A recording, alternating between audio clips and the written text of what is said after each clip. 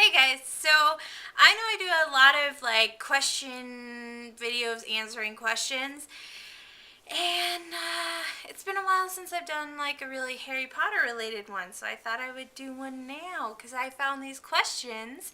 It's a 30-day Harry Potter challenge, which I've already done. I did it on Facebook, I did the video for it.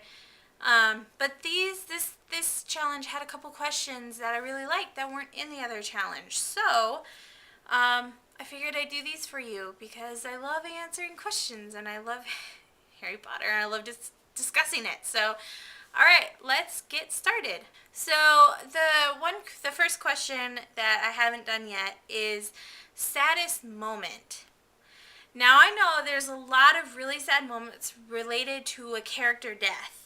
So I wanted to go over one of the moments in the book that was so unbelievably sad for me to read. And I remember reading it and just being like, and starting to cry. Because, yeah, well, here it is. So I hate when people say things wrong when they're trying to quote. So I pulled out my old research tool. So I remember sitting there in my room and curled up in a chair reading this.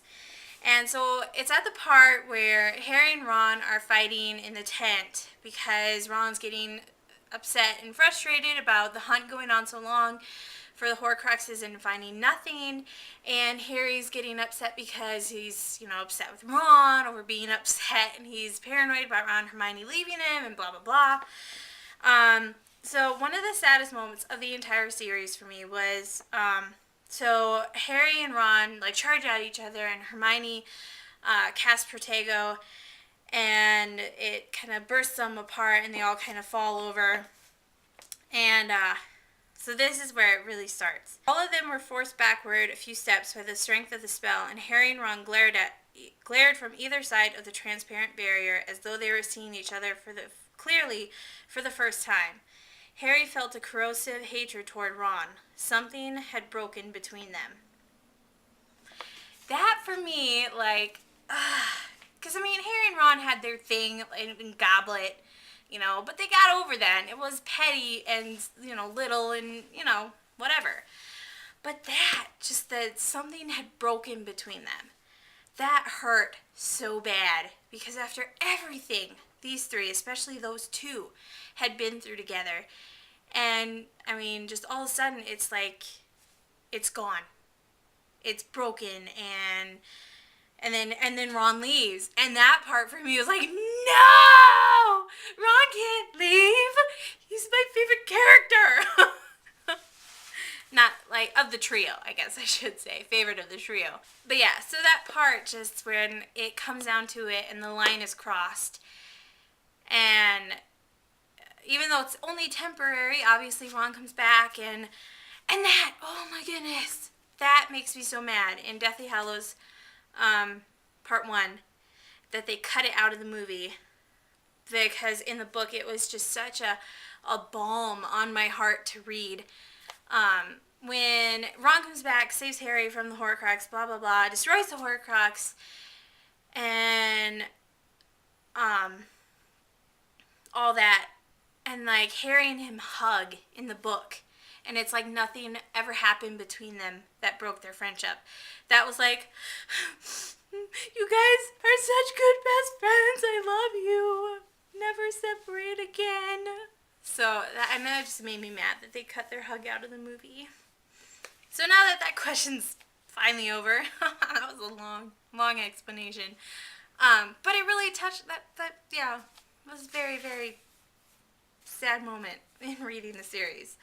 It's traumatic, okay?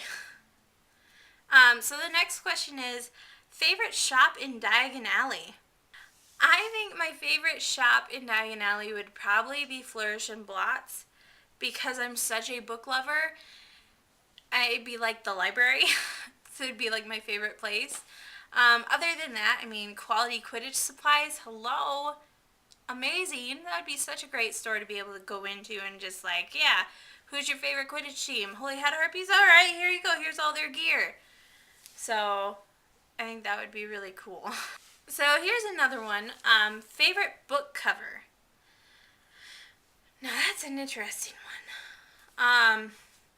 I think, I mean, I like them all, and Order's my favorite book, and I really do like how it's all blue, and you can see Tonks, and you can see Harry in the room, and all that. But I think for me, my favorite book cover would have to be Deathly Hallows, because, yeah, it's not even that way with the paperback. But if you had the hardbound cover and you went like this, you could see Harry and Voldemort over here. And I remember when they released the cover art, I remember the day. I remember them releasing it on Good Morning America, and I was like, oh my gosh, it's the last book. That's what it looks like. And I just remember looking at it and being like, because, you know, Harry and Voldemort are both standing there going like this, reaching for something, and there's people all around them. And obviously they're in the same room and not very far from each other. I'm like, what is going on? And I remember there was all kinds of speculation about, are they looking at Dumbledore? Because Dumbledore came back from the dead at like the last second.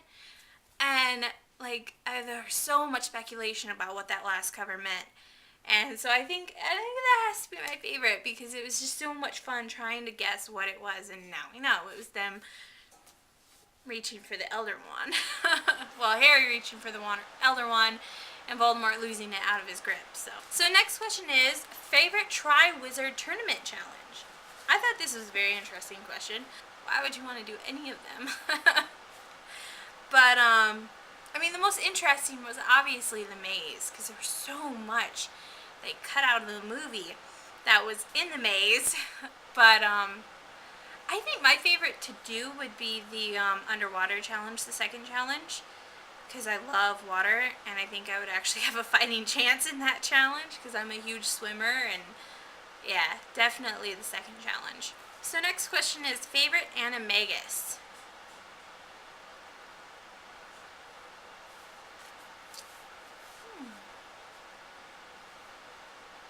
I don't know if they mean like favorite out of the ones we've been introduced to in the books. Not sure if that's what they mean. I'm gonna go with that. I think my favorite would have to be, and this is gonna sound weird because he's a bad guy, but Pettigrew. It's the most practical, I think. I mean, a dog and a cat would be practical, because, I mean, people wouldn't look twice at you. You wouldn't look out of place on, like, a stag. I mean, if you're trying to get in places or get information and you don't want people seeing you, I think a rat would be the most practical, because you can get in small spaces and all that stuff. So I think my favorite would be rat. So next question is, favorite horcrux? I think I'd have to say Rowena Ravenclaw's diadem. And there's no real reason behind that. I like it the best. I don't know why. But I mean, that's all I can say is Rowena Ravenclaw's lost diadem. And I don't know why, but it's my favorite. Next question is, aspired Quidditch position. I don't think I would be a very good chaser. A seeker seems so obvious. I think I'd make a good beater. I really do. I think that'd be a fun position to play too, just because you get to take out your aggression. So next question is, whose Patronus is your favorite?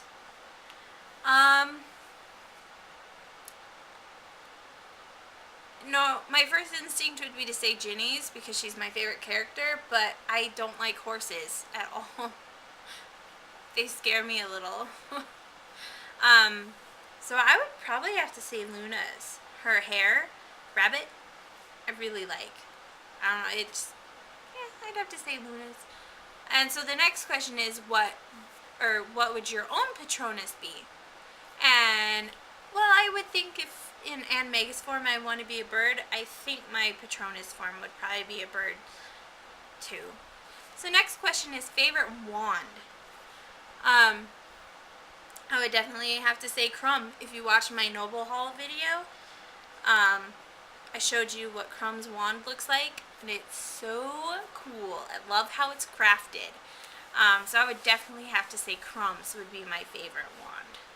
Next question is, most emotional moment. Man, why does everything end up in Deathly Hallows? This is very weird. Um, Other than Harry freaking out on Dumbledore at the end of Order, when he's trashing Dumbledore's office because Sirius just died, I would have to say probably the most emotional moment, it gets me every time I read the book and every time I watch part 2, is when Harry learns that he's the last horcrux and that he has to die to end Voldemort. And just the whole, I mean, especially in the book, him processing this enormous truth that all this time, you know, he's just basically been this piece in that's going to complete the puzzle of how to get rid of Voldemort. And just him coming to grips with the fact that, you know, he has to die after everything, after all the times that he's lived and all the sacrifices he's made. It doesn't matter. He's going to die anyway. All the people who fought to keep him alive, it doesn't matter. That whole process of him coming to grips with the fact that he's going to die, just, oh my goodness, just roller coaster of emotion. And for a long time, this really bugged me, but I mean, the more that I watch it, the more I understand why they did it, I guess. But it bugged me so bad at first when, in Deathly Hallows Part 2, he actually basically tells Ron and Hermione, hey, I'm going to go meet Voldemort and die. Because in the book, he just walked right past all of them without saying a word, except to Neville. But in the movie, he stops and talks to Ron and Hermione, and I was like, no, that does not happen. But now the more I watch it, just seeing the dedication, especially from Hermione, when she says, you know, I'll go with you, even though she knows that there's no, she knew, they didn't know that there was, but she knew in her mind there was no coming out of that. So, I mean, it's just kind of like, from the friendship perspective, I see why they added him talking to Ron Hermione, and seeing the dedication from his friends, and maybe getting that final goodbye he didn't get in the book, and he thought that was his final goodbye to them. But yeah, at first that made me mad, because that was screwing with the emotional roller coaster I went on when I read the book. So thanks, guys, for joining me on this Harry Potter question video. Yeah, you know, the usual. Thanks for watching. And, you know, hey, voice your opinions in the comments or with a response video, maybe. Voice your opinions on the questions that I asked. You know, what's your favorite book cover? Alright, thanks, guys, for watching, and I will see you guys later.